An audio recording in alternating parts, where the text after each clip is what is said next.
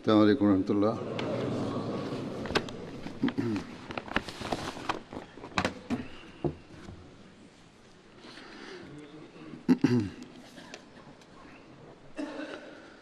أشهد أن لا إله إلا الله وحده لا شريك له وأشهد أن محمدا عبده ورسوله أما بعد فأعوذ بالله من الشيطان الرجيم بسم الله الرحمن الرحيم الحمد لله رب العالمين الرحمن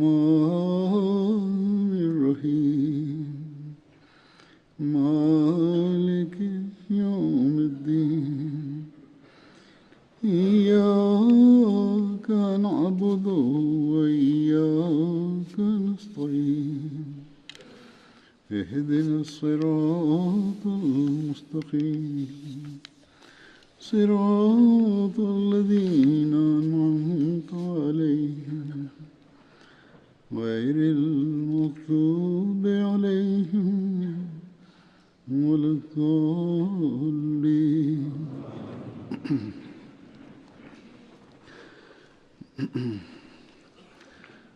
حضرت عاصم بن ثابت Asim bin Thabit était un compagnon du saint prophète Mohammed sallallahu alayhi wa sallam.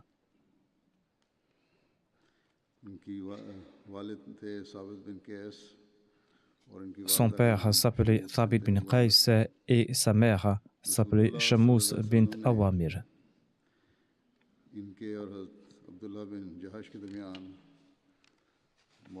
Le saint prophète Mohammed sallallahu alayhi wa sallam avait établi un lien de fraternité entre Asim bin Thabit et Abdullah bin Jahash.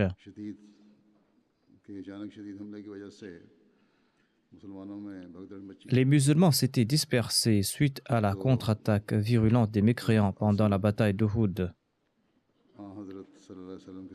Asim bin Thabit s'était tenu fermement à côté du saint prophète Mohammed sallallahu alayhi wa sallam. Il avait prêté le serment au saint prophète Mohammed lui de se battre jusqu'à la mort. Il était aussi parmi les archers du saint prophète lui. Asim bin Thabit appartenait à la tribu d'Aws et il avait participé à la bataille de Badr. Avant le début de la bataille de Badr, le saint prophète Mohammed lui a demandé aux musulmans comment ils comptaient combattre les mécréants. Asim bin Thabit a suggéré ô envoyé d'Allah, quand un détachement des mécréants se rapprochera de nous à portée de nos flèches, eh bien nous leur lancerons nos flèches. Ensuite, nous leur lancerons des pierres quand nous pourrons les atteindre avec des pierres. Asim bin Thabit avait 3 pierres dans une main et 2 dans une autre main. Ensuite, il a dit, quand ils se rapprocheront davantage au point où nos lances pourront les atteindre, eh bien, nous allons les combattre avec nos lances. Quand nos lances vont se briser, nous nous battrons avec nos épées. Le saint prophète sallallahu alayhi wa sallam a déclaré, c'est ainsi qu'on livre bataille. Ensuite, il a ajouté que tout combattant doit se battre selon la méthode d'Asim. À l'époque, l'on se battait avec des flèches, des lances et des épées. On utilisait même des pierres. Ce n'est pas comme aujourd'hui où l'on bombarde des civils innocents pour tuer des femmes et des enfants innocents. Une non-musulmane a écrit un livre dans lequel elle commente que les Occidentaux critiquent les batailles menées par le saint prophète Mohammed sallallahu alayhi wa sallam. Or, lors de ces conflits, du saint prophète, paix soit lui, quelques centaines de personnes ou tout au plus 1000 personnes ont perdu la vie. Les pays développés qui se disent imbus de sympathie pour l'humanité, eh bien, lors de la Deuxième Guerre mondiale, vous avez tué plus de 70 millions de personnes, dont une majorité de civils.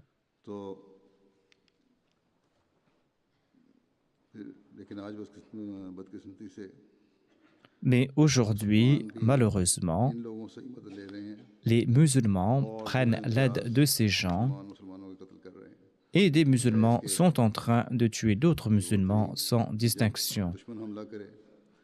Au lieu de répliquer par différents moyens aux assauts de l'ennemi quand il se rapproche, eh bien, ces musulmans lancent des attaques en premier et tuent des innocents. Selon un récit, Ali radhiyallahu anhu est retourné de la bataille d'Uhud, son épée à la main, et son épée était tordue en raison de la férocité des combats. Ali radhiyallahu anhu a dit à Fatima: prends cette épée redoutable qui m'a été très utile lors de la bataille.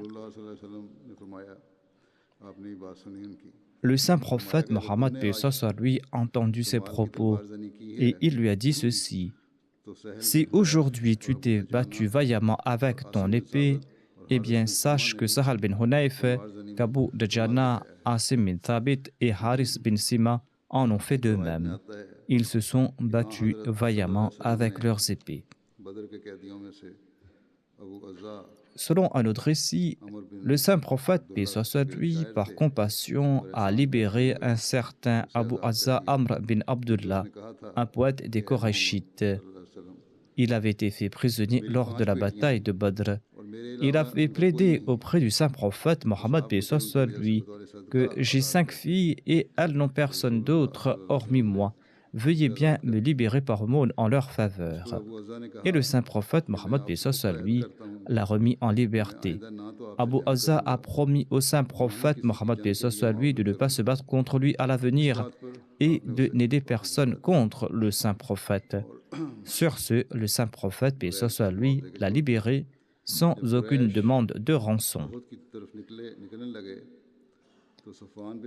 Avant la bataille d'Uhud, Safwan bin Umayya a demandé à Abu Azza d'accompagner les Korachites pour la bataille. Abu Azza a cité la promesse qu'il avait faite au saint prophète Mohammed paix soit lui, à savoir qu'il ne va jamais se battre contre le saint prophète à l'avenir et qu'il ne va aider personne dans cet effort de guerre. Il a dit par compassion, Mohammed m'a libéré et il ne l'a fait en faveur de personne. Safwan a donné la garantie qu'il s'occupera de ses filles comme des siennes si Abu Azza était tué lors de la bataille. Et s'il sortait vivant de la bataille, il recevra de grandes richesses réservées uniquement à ses proches. C'est ainsi qu'il a appâté sa convoitise. Il lui a dit que si tu décèdes lors de cette bataille, eh bien, je vais m'occuper de tes filles comme des miennes. Et si tu es sorti sain sauf de la bataille, eh bien, je vais t'accorder de grandes richesses. C'est ainsi qu'Abu Azza est sorti pour rallier les Arabes. Ainsi, il ne s'est pas contenté de participer à la bataille. Il a aussi incité les autres tribus arabes contre les musulmans. Il a ensuite accompagné les Quraysh pour la bataille d'Uhud, où il a été fait de nouveau prisonnier. Et d'ailleurs, il était l'unique prisonnier fait par les musulmans.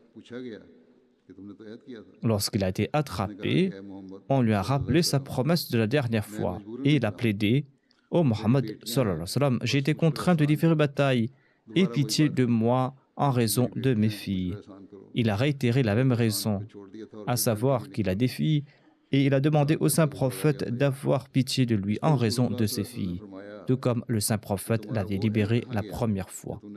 Le saint prophète lui a demandé: « Qu'en est-il de ta première promesse ?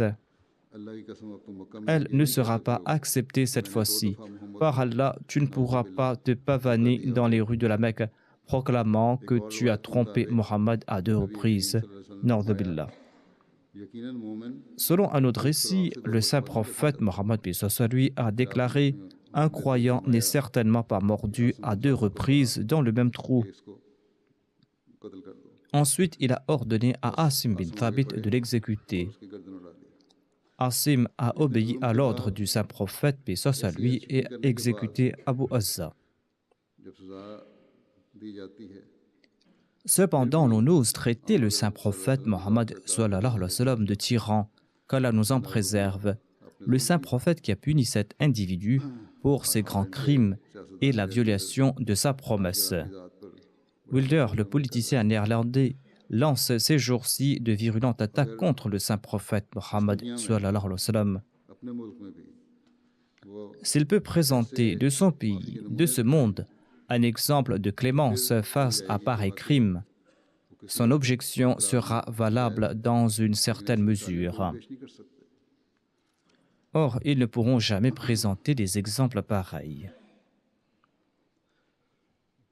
वाक़े रजी और हज़रत आसिम का Dans son ouvrage Sirat Khatam al-Nabiyyin, Mirza Bashir Ahmad a évoqué Asim bin Thabit dans le contexte de l'incident Araji. माए सफ़र चार Il déclare: lors du mois de Safar, en l'an 4 de l'Hégire, le saint prophète, paix soit sur lui, prépara une expédition composée de 10 compagnons avec Asim bin Thabit à leur tête. Quraish के हालात Il l'ordonna de s'approcher de la Mecque secrètement afin de se renseigner sur les Korachites आपको इतला et afin d'informer le saint prophète à propos de leurs efforts et de leurs intentions. While Azhar और कारा के चंद लोग Avant l'envoi de cette expédition, quelques membres des tribus Azal et Khara se présentèrent au saint prophète pour l'informer qu'un nombre important des leurs souhaitait embrasser l'islam et de leur envoyer quelques formateurs pour leur enseigner l'islam. इस्लाम की तालीम दें Acceptant leur requête, le saint prophète Mohammed sallallahu alayhi wa sallam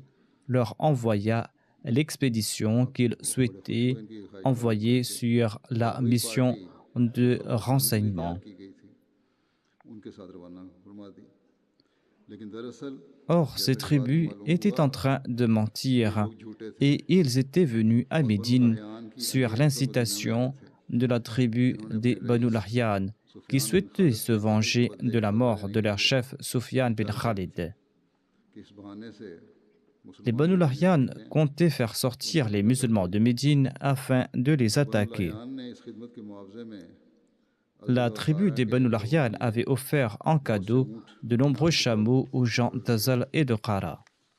जब अज़ल और कारा के ये गद्दार लोग Quand les traites de ces 2 tribus arrivèrent entre Asfan et la Mecque, ils informèrent secrètement les Banu Lahyan que les musulmans les accompagnaient. कत्ल करने के लिए जिस पर कबीला Ainsi donc, बयान के 200 jeunes des Banu Lahyan, जिनमें से एक dont 200 archers, sortirent pour poursuivre les musulmans et ils confrontèrent les musulmans au lieu dit Araji.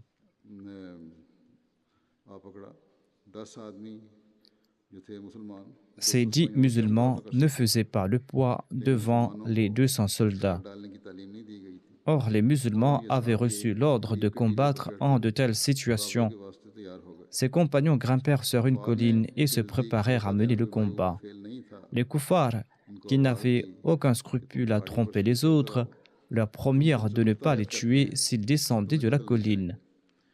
Asim ने जवाब दिया कि हमें तुम्हारे अहद व पैमान Asim leur répondit qu'ils n'avaient aucune confiance en leurs promesses et qu'ils ne descendraient pas. पर कहा कि ऐ Et se tournant vers le ciel, Asim supplia: Ô Seigneur, रसूल को tu vois notre condition, informe donc ton prophète à propos de notre situation. हमला किया Asim et ses compagnons menèrent le combat et ils tombèrent à martyrs.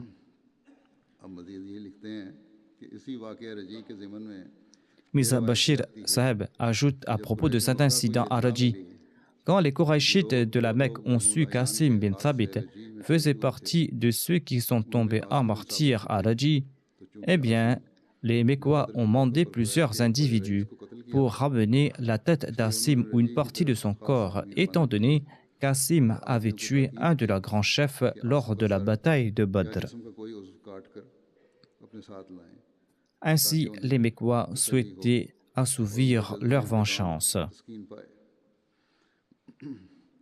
एक और रिवायत में ये भी आता है कि जिस शख्स को आसिम ने कत्ल किया था Selon un autre récit, उसकी माँ Sulafa bint Saad, la mère de celui qu'Asim avait tué, avait promis de boire du vin dans le crâne d'Asim. शराब डालकर पी गई, लेकिन खुदाई तसर्रुफ ऐसा हुआ कि ये लोग वहाँ पहुँचे, Or, lorsque ces individus sont arrivés là-bas, जंबूरों ils ont पेड़ों, constaté पत्तियों que des abeilles et des guêpes avaient recouvert la dépouille d'Asim. और किसी तरह वहाँ से उठने में नहीं Et ces abeilles et ces guêpes ne bougeaient à aucun prix malgré leurs efforts. छोड़ जाएं, मगर कोई कोशिश कामयाब नहीं C'est ainsi qu'elles sont retournées bredouilles. खाए वो खासर वापस लौट गए। Par la suite, इसके बाद les eaux d'une tempête ont charrié la dépouille d'Asim. नहीं ले गया। लिखा है कि आसिम ने मुसलमान होने पर यह अहद किया था कि आइंदा वो हर किस्म की मुशरिकाना चीज से कतई On dit qu'après s'être converti à l'islam, Asim avait promis d'éviter toute chose ayant trait au polythéisme, voire qu'aucun polythéiste ne le touchera. Car Omar a su à propos du martyre d'Asim et de l'incident de sa dépouille. Il a déclaré qu'Allah est très respectueux des sentiments de ses serviteurs, tant et si bien qu'il a respecté la promesse d'Asim, même après sa mort, et Dieu l'a protégé du toucher des polythéistes.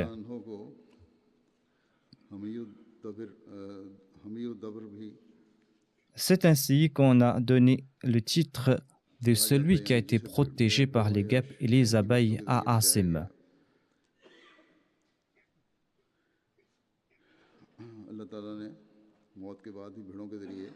Allah lui a accordé sa protection à travers ses guêpes et ses abeilles, même après sa mort.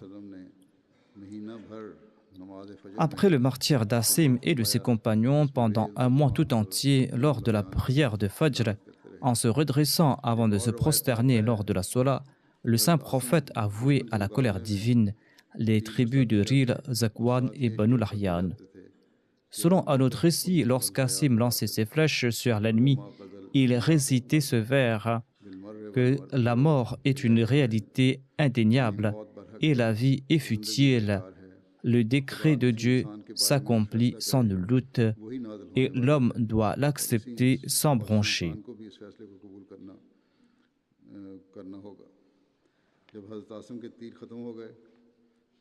Quand Asim avait épuisé ses flèches, il s'est battu avec sa lance.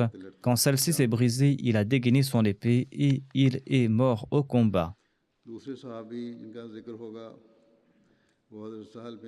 Le deuxième compagnon que j'évoquerai aujourd'hui se nomme Sahal bin Hunayf Ansari. Son père s'appelait Hunayf et sa mère s'appelait Hind bint Rafi.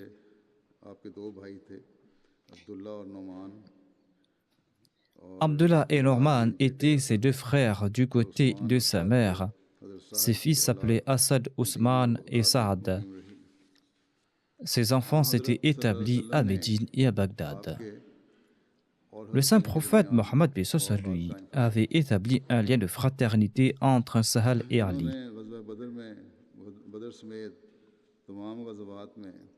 Sahal avait participé à la bataille de Badr et à toutes les autres campagnes menées par le saint prophète Mohammed sallallahu alayhi wa sallam. Sahal bin Hunayf était un grand compagnon dont la situation financière n'était pas très bonne.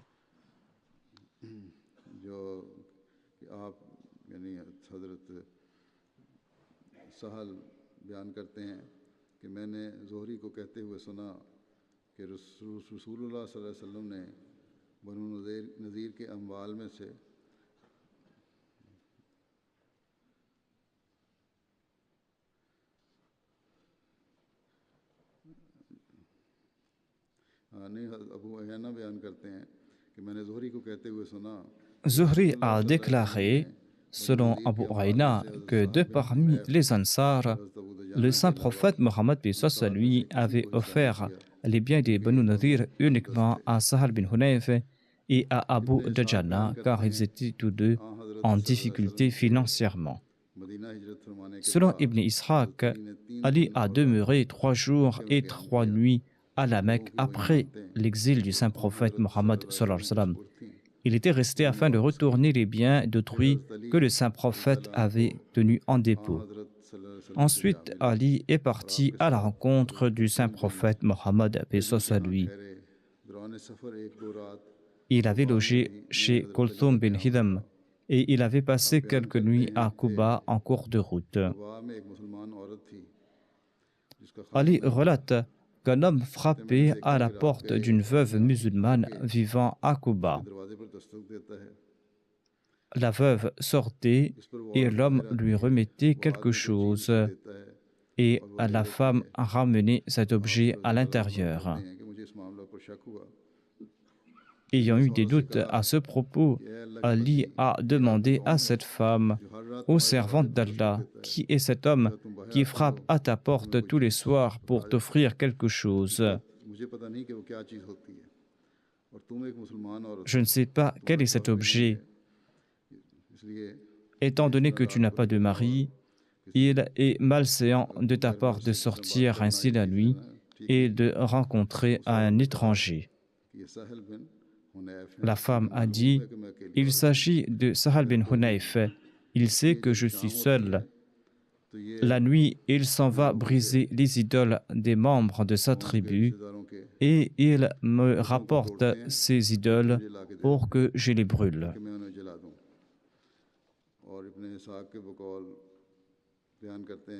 Selon Ibn Ishaq, Ali racontait jusqu'à la mort de Sahal bin Hunayf que celui-ci avait tenté de mettre fin au polythéisme de sa tribu en adoptant cette méthode. Sahal bin Hunayf faisait partie de ces grands compagnons du saint prophète Mohammed paix soit lui, ayant fait montre d'une grande persévérance lors de la bataille d'Uhud. Ce jour-là, il a prêté allégeance au saint prophète qu'il combattrait jusqu'à la mort. Sahal bin Hunayf s'était placé tel un bouclier devant la personne du saint prophète. En ce jour où les musulmans s'étaient dispersés, Sahal avait lancé ses flèches de la part du saint prophète Mohammed paix soit lui. Le saint prophète qui avait déclaré « Servez des flèches à Sahal, car il est un très bon archer. »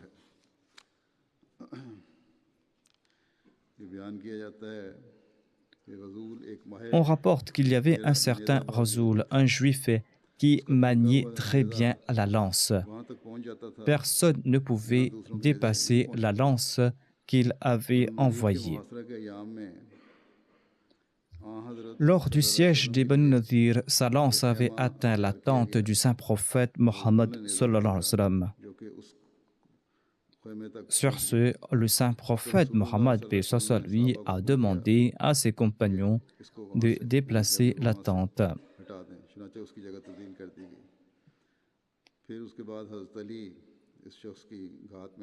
Ainsi donc, ils ont déplacé la tente.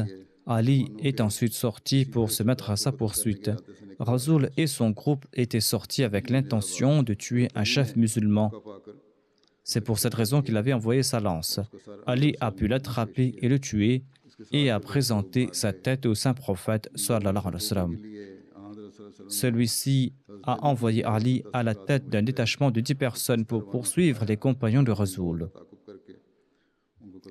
Ils les ont trouvés et ils les ont tués, tout simplement parce qu'ils avaient l'intention de lancer des attaques secrètes. Ali était accompagné d'Abu Dajana et de Sahal bin Hunayf. Ainsi, les musulmans n'avaient pas un instant de répit à l'époque. L'ennemi était constamment à l'affût, prêt à lancer une attaque. Ceux qui avaient été tués avaient mérité leur châtiment. Après la conquête de Khaybar, le saint prophète Mohammed paix soit lui est parti dans la direction de la vallée d'Al-Qura. Les Juifs y étaient déjà à l'affût quand l'armée musulmane s'est approchée et les Juifs les ont accueillis à coups de flèches. Ils ont lancé des flèches contre les musulmans. Un certain Midam était un domestique du saint prophète Mohammed paix soit lui. Il était en train d'enlever la selle de la monture du saint prophète Mohammed paix soit lui quand il a été tué par une flèche perdue. Le saint prophète Mohammed paix soit lui a immédiatement demandé aux musulmans de former leur rang.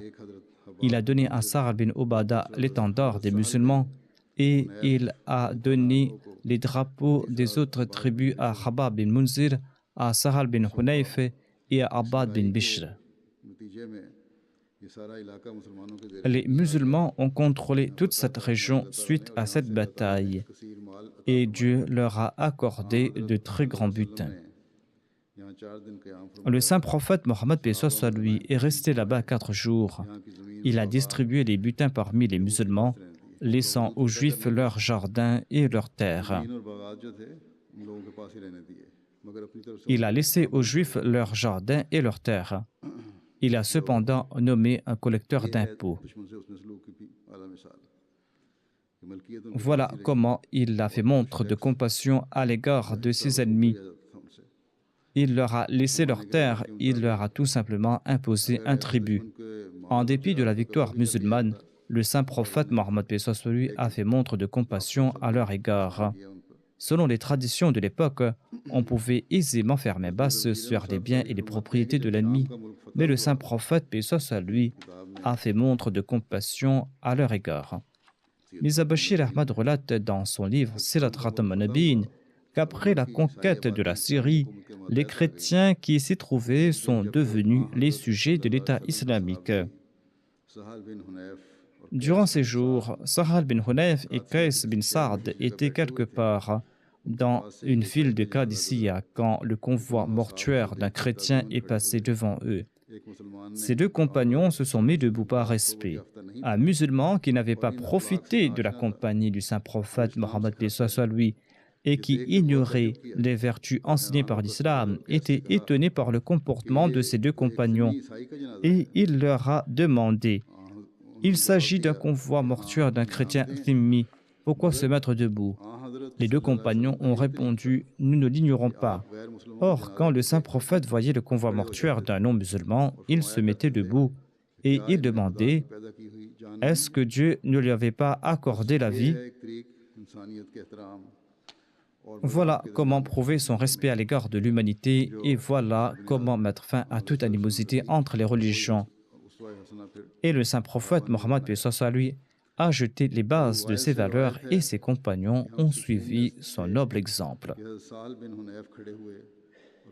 Abu Wail relate: à Siffin, Sahal bin Hunayf s'est adressé aux musulmans en ces termes: considérez-vous fautifs? À Hudaybiya, nous étions en compagnie du saint prophète Mohammed paix soit sur lui. Nous aurions certainement livré bataille si cela était nécessaire là-bas. Et Omar bin Khattab a dit au saint prophète Mohammed paix soit sur lui avant le pacte de Hudaybiya. Il a demandé: ne suivons-nous pas la vérité et les mécréants ne suivent-ils pas le mensonge? Le saint prophète a dit: certainement. Omar a ajouté: nos martyrs ne sont-ils pas au paradis et leurs morts en enfer? Le saint prophète a répondu: certainement. Et Omar a ajouté: pourquoi donc accepter pareille humiliation en signant ce traité? Pourquoi ne pas partir d'ici jusqu'à ce qu'Allah rende son verdict à notre propos? Le saint prophète Mohammed lui a répondu: ô fils de Khattab, je suis le prophète d'Allah et Allah ne me laissera certainement pas partir à la perdition. Omar est parti voir Abu Bakr et il lui a répété la même chose. Abu Bakr a répondu: il est l'envoyé d'Allah et certainement Allah ne le laissera pas partir à la perdition. Selon ce récit de Bukhari, la sourate Al-Fath a été révélée par la suite et le saint prophète, paix soit lui, l'a récité du début à la fin à Omar. Omar a demandé au prophète d'Allah: est-ce cela la victoire? Le saint prophète a répondu: oui, certainement.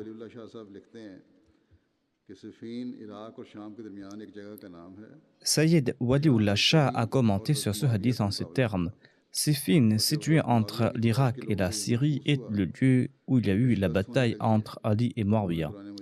Quand les soldats de Muawiyah ont senti la défaite, ils ont levé en l'air le Coran, déclarant qu'ils prennent le Coran pour arbitre et qu'ils accepteront son verdict. Sur ce, Ali a annoncé l'arrêt des combats. Certains ont critiqué cette action de sa part. Sahal bin Hunayf, qui combattait aux côtés d'Ali, leur a dit « Ne croyez pas que vous avez raison, car à Hudaybiyah, Omar s'était trompé et les événements ont prouvé que la constance du saint prophète et son respect du pacte ont été bénis et qu'il était à l'abri des erreurs. »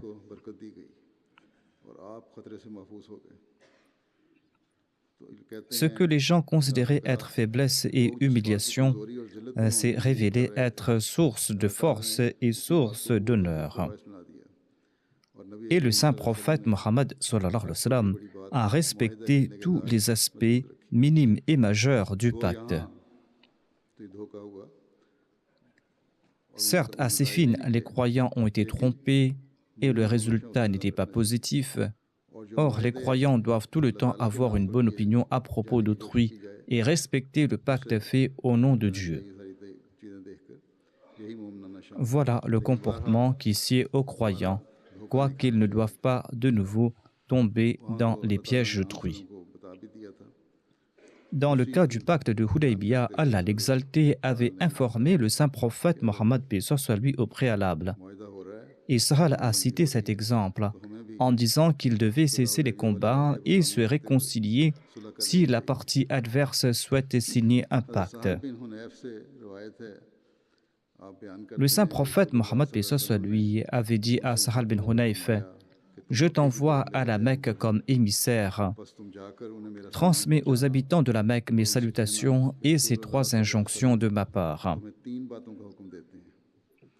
La première injonction est qu'ils ne doivent pas jurer au nom de leur père et de leurs aïeux. Deuxièmement, quand ils s'assoient pour se soulager, ils ne doivent pas tourner leur visage ou leur dos dans la direction de la Mecque. Troisièmement, ils ne doivent pas utiliser des eaux ou de la bouse pour s'essuyer après s'être soulagés. Ce dernier conseil est empli de sagesse car il s'y trouve des bactéries et l'on peut s'infecter. Aujourd'hui, l'on utilise du papier de toilette et de l'eau, mais à l'époque, en pleine nature, on utilisait des pierres et des eaux. Et le saint prophète Mohammed lui a interdit l'usage des eaux. Ali avait dit que son épée lui avait rendu de fiers services lors de la bataille d'Uhud. Et le saint prophète Mohammed lui avait dit la même chose à propos d'Asim bin Thabit et de Sahal bin Hunayf.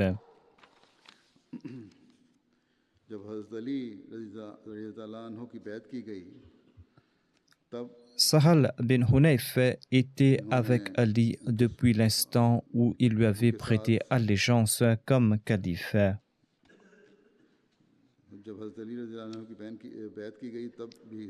Sahal bin Hunayf était avec Ali depuis l'instant où il lui avait prêté allégeance comme calife et Ali l'avait choisi comme suppléant lorsqu'il était parti pour Bassora.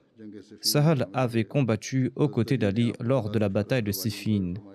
Ali l'avait envoyé comme gouverneur de la Perse, mais les habitants lui avaient demandé de partir.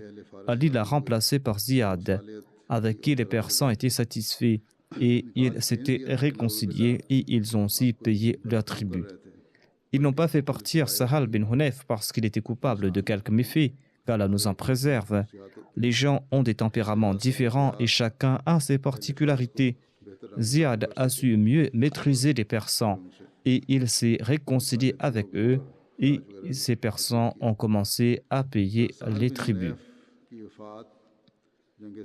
Sahal bin Hunayf est décédé à Koufa après le retour de la bataille de Siffin en l'an 38 de l'Hégire. Ali a dirigé sa prière funéraire. Hanash bin Mukhtar relate qu'Ali a récité à 6 reprises les takbirat quand il a dirigé la prière de Sahal bin Hunayf. Certains ayant trouvé cela étrange, Ali a déclaré que Sahal bin Hunayf était un compagnon de Badr. सहल बदरी सहाबी हैं।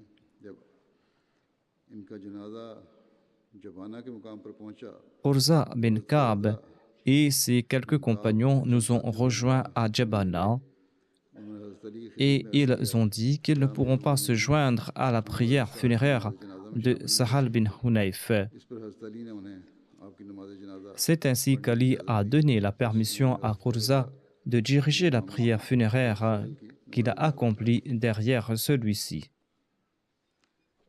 तीसरे सहाबी जिनका जिक्र होगा वो हैं हज़रत जब्बार बिन Sukkur. Le troisième compagnon que j'évoquerai se nomme Jabbar bin Sakhar. Il était le fils de Sakhar bin Umayya. Jabbar, accompagné de 70 Ansar, était présent pour le serment d'allégeance à Aqaba. Le saint prophète avait établi un lien de fraternité entre Jabbar et Miqdad bin Amr. Jabbar avait 32 ans lors de la bataille de Badr. Le saint prophète Mohammed lui l'avait choisi pour évaluer les récoltes des dattes à Khaybar et ailleurs. Il est décédé en l'an 30 de l'Hégire à l'époque du califat d'Othman. Il avait 62 ans quand il est décédé et il avait participé à toutes les batailles menées par le saint prophète Mohammed sallallahu alayhi wa sallam. Jabbar bin Sakhar relate que lorsque le saint prophète Mohammed sallallahu alayhi wa sallam se dirigeait vers la Mecque, il a demandé qui sera le premier à atteindre Asaya afin qu'il puisse réparer les trous du réservoir d'eau avec de la terre et remplir ce réservoir d'eau.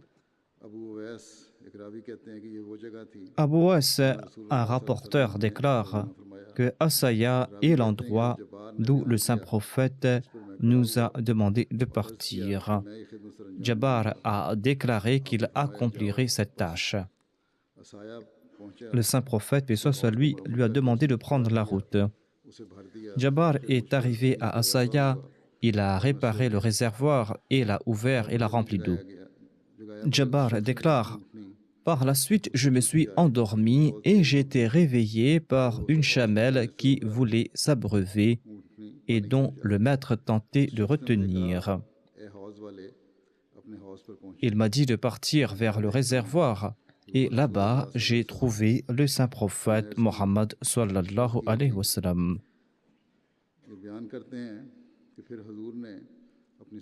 Le saint prophète Mohammed lui a mené sa monture vers l'eau et il m'a demandé de l'accompagner avec un récipient. Le saint prophète a fait ses ablutions, j'ai aussi fait les miennes et le saint prophète Mohammed lui a commencé à prier et je me suis mis à sa gauche. Ainsi, la première tâche accomplie par le saint prophète était d'accomplir ses ablutions et il s'est mis debout pour accomplir ses prières nawafil. Lorsque je me suis mis à sa gauche, déclare Jabbar, le saint prophète m'a attrapé par la main et m'a placé à sa droite. Jabbar s'est dit qu'il doit aussi prier avec le saint prophète et il s'est placé à sa gauche. Quand deux personnes accomplissent la prière en congrégation, eh bien le fidèle se place à la droite de l'imam. Jabbar ajoute: nous étions en train de prier quand les autres se sont joints à nous.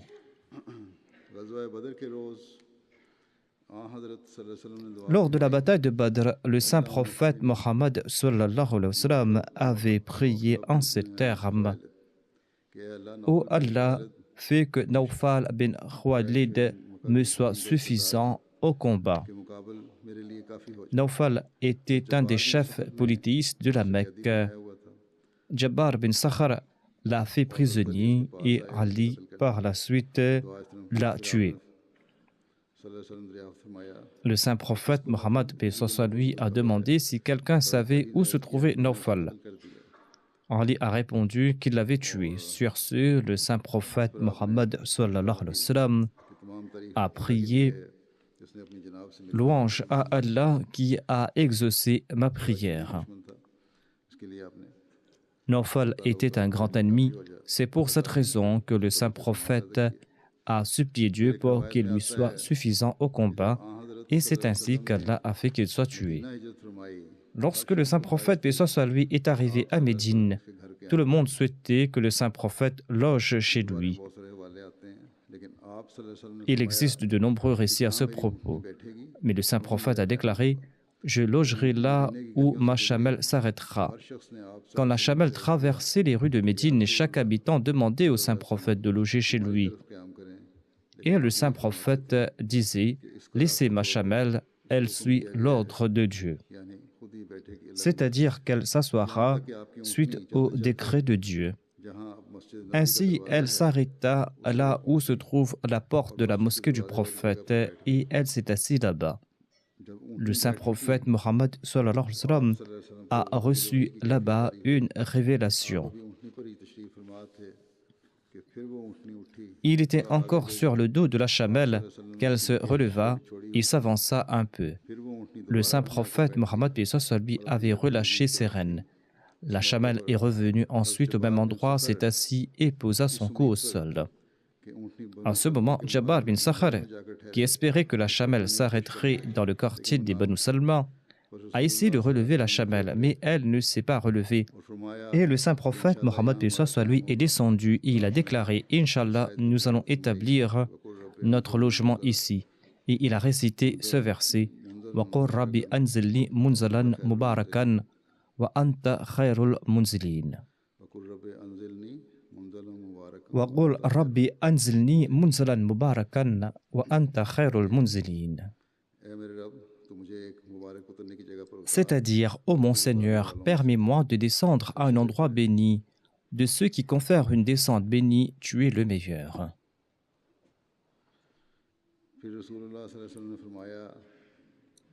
Ensuite, le saint prophète Mohammed lui a demandé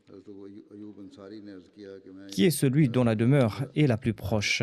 Abu Ayyub Ansari a répondu au prophète d'Allah, voici ma maison, voici ma porte. Nous avons placé la selle de votre chamelle à l'intérieur. Le saint prophète Mohammed lui a dit très bien, préparez l'endroit où je pourrai me reposer. Et il est parti préparer l'endroit où le saint prophète allait se reposer. Shas bin Qais était un homme très âgé et un grand mécréant.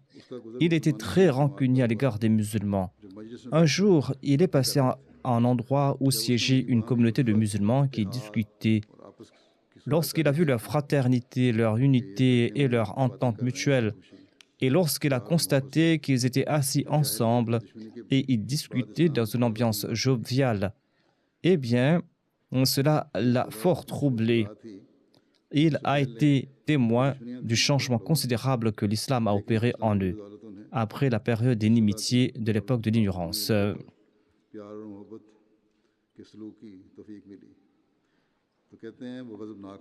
Avant cette atmosphère de réconciliation, ils étaient des ennemis les uns des autres, mais grâce au changement que l'islam a apporté en eux, ils ont pu se réconcilier et ils ont fait preuve de fraternité. Shas bin Qais était très en colère en voyant cette scène. Il a dit, le chef des Banu Qayla est assis dans cette assemblée. Tant que les chefs seront ainsi réunis, je ne pourrai vivre en paix. Comment est-il possible que ces inimitiés se transforment en amitié et même en amour? Il a ordonné à un jeune juif qui l'accompagnait d'aller s'asseoir avec ces musulmans et d'initier une discussion au sujet de la bataille de Boath et des circonstances la précédant, et de parler du mal que les gens de ces deux tribus disaient les uns à l'égard des autres dans leurs vers. Le juif est parti là-bas et il a rapporté les paroles d'une tribu à l'égard de l'autre en temps de guerre. Et cela a ranimé les rancœurs enterrées et a fait ressurgir les souvenirs de cette période d'ignorance. C'est ainsi que les membres d'une tribu ont déclaré que notre poète avait répliqué ceci et cela, et ils répétèrent les mêmes versets de l'époque de l'ignorance. Et les gens de la première tribu ont dit que notre poète avait répliqué ainsi et ainsi. Ces gens qui étaient en train de discuter avec amour à cause de cette zizanie ont commencé à devenir grossiers les uns envers les autres, à se disputer, à s'enorgueillir, tant et si bien que deux parmi eux, Aus bin Qais et Jabbar bin Sakhar, ont commencé à discuter. L'un a dit nous pouvons recommencer une nouvelle guerre si tu le veux. Cela a pris de telles proportions. En colère, ils ont commencé à discuter à propos du champ de bataille où aura lieu cette bataille ou cette guerre. Et ils ont fait des déclarations pompeuses de l'époque de l'ignorance. Le saint prophète a eu l'écho de cela. Il est parti voir les tribus d'Aus et de Khazraj. Il était accompagné des Muhajirin. Il a dit à ces deux tribus: ô groupe de musulmans, ayez la crainte d'Allah. Faites-vous encore les mêmes déclarations de l'époque d'ignorance alors que je suis parmi vous? Allah vous a guidé vers l'islam et vous a accordé l'honneur par le biais de l'islam, et il vous a fait sortir de l'ignorance, et il vous a protégé de la mécréance, et il a créé la fraternité entre vous. Voulez-vous donc retourner à l'état de la mécréance? Les compagnons ont compris qu'il s'agissait d'un complot satanique et qu'il s'agissait d'une ruse de leur ennemi. Ils ont jeté leurs armes, ils ont commencé à pleurer, et les membres des tribus Aus et Khazraj se sont embrassés, et ils sont revenus vers le saint prophète en se soumettant, la tête baissée. Allah a éteint le feu allumé par leur ennemi Shas bin Qais. Et ce verset fut révélé: Qul ya ahlal kitab, lima takfuruna bi ayatillahi wallahu shahidun ala ma ta'malun. Qul ya ahlal kitab, lima tasudduna an sabilillahi man amana tabghunaha iwaja wa antum shuhada wa ma Allahu bighafilin amma ta'malun. Dis aux gens du livre: pourquoi refusez-vous les signes d'Allah alors qu'Allah est témoin de tout ce que vous faites? Dis aux gens du livre: pourquoi empêchez-vous les croyants de suivre le chemin d'Allah en cherchant à le rendre tortueux alors que vous en êtes témoins? Et Allah n'est pas inattentif à ce que vous faites. Aus bin Qazi et Jabbar bin Sakhar et leurs compagnons avaient fait ces déclarations similaires à celles de l'époque de l'ignorance en étant bernés par Shas bin Qais. Et ce commandement fut révélé au sujet de ces personnes. Ya ayyuhalladhina amanu in tuti'u fariqan minalladhina utul kitab yaruddukum ba'da imanikum kafirin. Wa kayfa takfuruna wa antum tutla alaykum ayatullahi wa fikum rasuluhu wa man ya'tasim billahi faqad hudiya ila siratin mustaqim. Ô vous qui croyez, si vous obéissez à un groupe quelconque de ceux à qui le livre a été donné, ils vous feront retourner à la mécréance après que vous ayez cru. Comment pouvez-vous ne pas croire alors que les signes d'Allah vous sont récités et que son messager est présent parmi vous? Et celui qui se cramponne à Allah est assurément guidé vers un droit chemin. Tel était l'état des mœurs des compagnons. Ils ont été influencés par Satan, mais lorsque le saint prophète Mohammed lui les a mis en garde contre l'époque de l'ignorance, eh bien, ils se sont calmés, ils se sont réconciliés et ils ont fait preuve d'amour et de fraternité.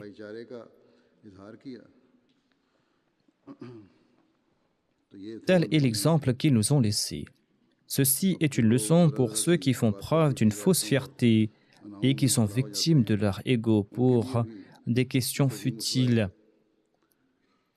Si ces personnes assoiffées du sang des uns et des autres et qui étaient sur le point de faire la guerre sont devenues telles des frères, alors pourquoi des personnes récitant la même kalima et qui font partie d'une même communauté ne peuvent pas effacer leur ego? Dans de nombreux cas, en raison de cet ego démesuré et des rancunes et des mésententes, ces disputes durent des mois, des années. Certains jeunes m'écrivent que, en raison de ces rancunes familiales, la nouvelle génération n'arrive pas à se réconcilier. Et tout cela en raison des adultes. Ces adultes doivent faire preuve de raison et d'intelligence. Grâce à cet enseignement d'amour et d'unité, il a fait en sorte que nous soyons comme un seul peuple et nous devons donc rester unis comme un peuple. Et nous ne devons pas être victimes de notre ego. de cet ego trompeur. Qu'Allah accorde la raison à tout le monde. Selon un récit, lorsque Omar expulsa les Juifs de Khaybar, il partit vers Khaybar accompagné des Ansar et des Muhajirin, parmi lesquels se trouvaient Jabbar bin Sakhar et Yazid bin Thabit. Tous deux partaient évaluer le prix des récoltes et ils ont préparé la part de tout un chacun en fonction de la répartition qui avait déjà été faite. Lors du partage de la vallée de Qura, Omar accorda leur part aux compagnons et il donna également une part à Jabbar bin Sakhar. Tels étaient ses compagnons, qu'Allah exalte continuellement leur rang.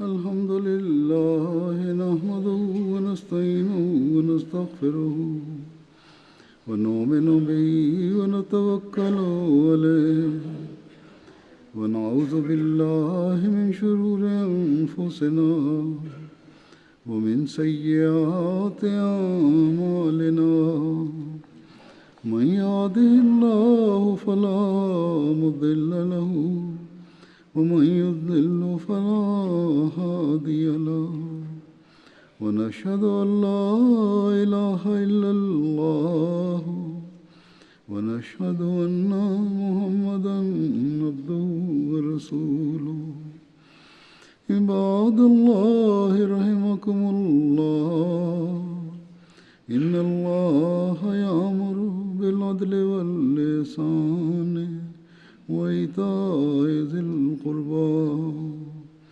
وينهى عن الفحشاء والمنكر والبغي يعظكم لعلكم تذكرون اذكروا الله يذكركم وادعوه يستجب لكم ولذكر الله أكبر